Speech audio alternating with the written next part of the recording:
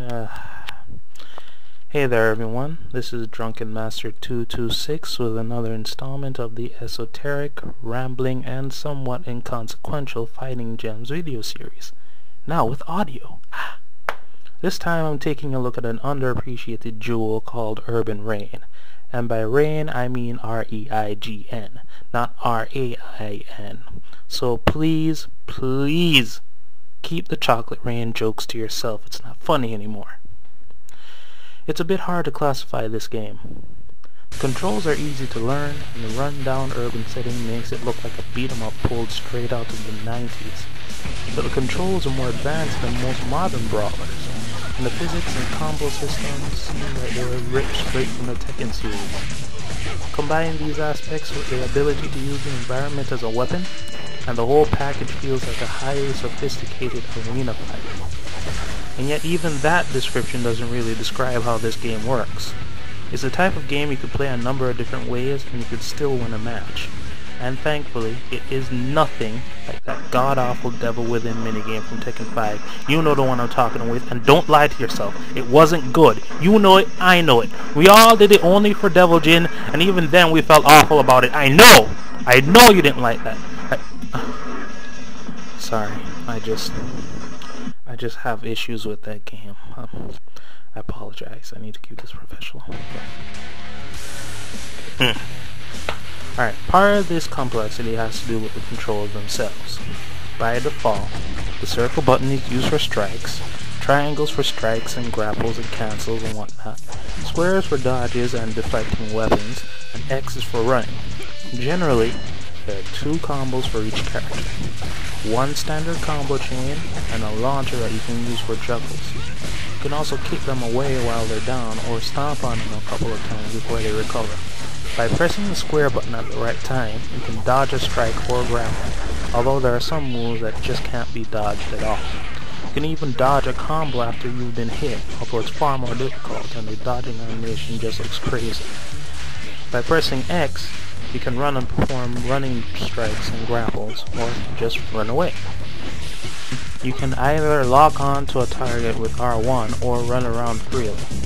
When closing in, the camera moves in and the controls sync up and it all comes together like a simple 3D fighter. But when you move around freely, you can use the area around you as a weapon. The most practical way to do this is to use wall combos. You can run up walls and then jump off and perform strikes or grapples.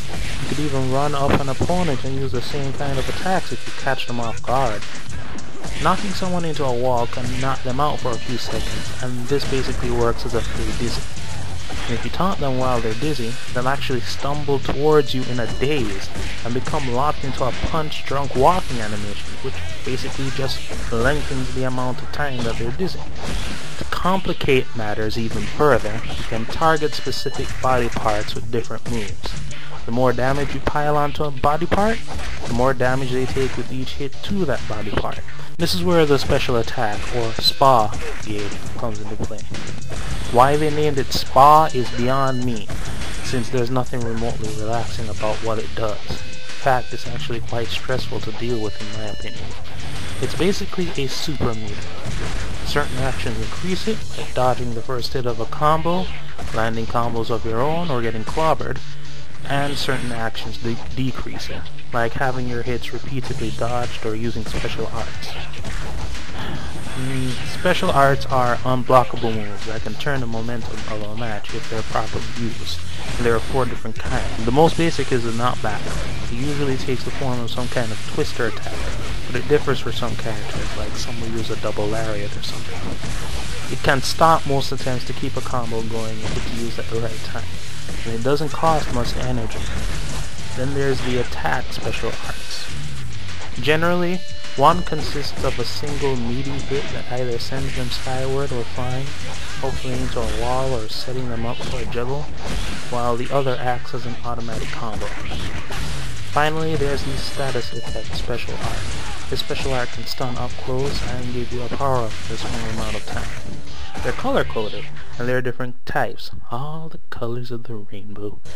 Some are simple, like power-up, which is red, and it gives you enough strength, extra strength really, gives you extra strength for your punches and combos. or super armor, which stops you from flinching when you get hit. Others are more powerful, such as Arcanum, which effectively doubles your move list by giving you extra moves, or Concentration Up, which lets you dodge almost everything and gain meter for each dodge in the process, but those generally disappear faster than the simpler ones. And there's one more where it's some sort of strange combination of different ones. It's purple.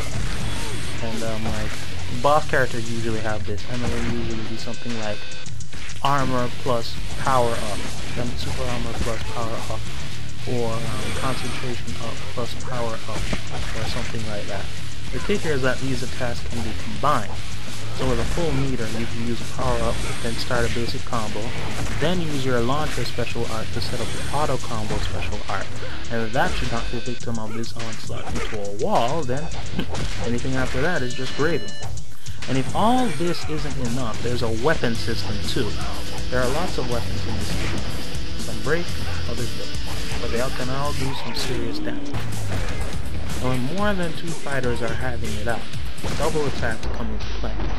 When 2 characters attack the same target at the exact same time with either 2 grapples, a punch and a grapple, or 2 punches, a double attack is initiated.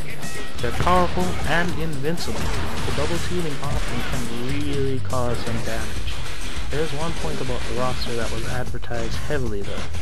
Namco brought in martial law and Paul Phoenix from the Tekken series, and they actually play pretty well. There's also a story mode, which pretty much plays like a really long tutorial. It doesn't get interesting about 40 missions in out of 100.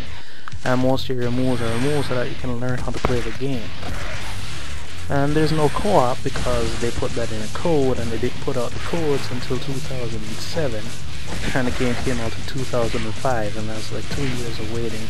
Some have said that the reason why the game failed was because of the heavy-handed story mode. I want you to take out every gang member in this area, including the Zapp's leader, Dwayne. Easy for you to say. With the codes for getting all the characters from the start and co-op play being found like last year, I can't help but think that it's all a snafu of some sort. With all that stuff going on, it can be a bit overwhelming to some gamers. This is definitely not one of the pick up and play games, but it's also a solid game and an amazing whatever type of game it is. Urban Reign is a great game, and the world could use a sequel, or even a remake or an update for the PS3 or something. Namco, you should seriously think about making another Urban Reign. I'm interested in it like it's a whole being. Yeah, I'm putting more Tekken characters like King.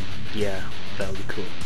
And as for you guys who are actually watching this, you should think about getting this game. Seriously, somebody else probably got fed up with it and tried to sell it on Amazon or something. Maybe I can put it up for sale on the internet. You lousy piece of scum. I don't know where you got that from, but you're gonna hand that over, now! Okay, damn. Whoa, Mayor, calm down. It's not that rare. I mean, for crying out loud, I found mine in the warehouse. You need to chill out. Alright. Well, that's all I've really got to say, so, I guess I'll do another one, and then I'll talk to you guys later.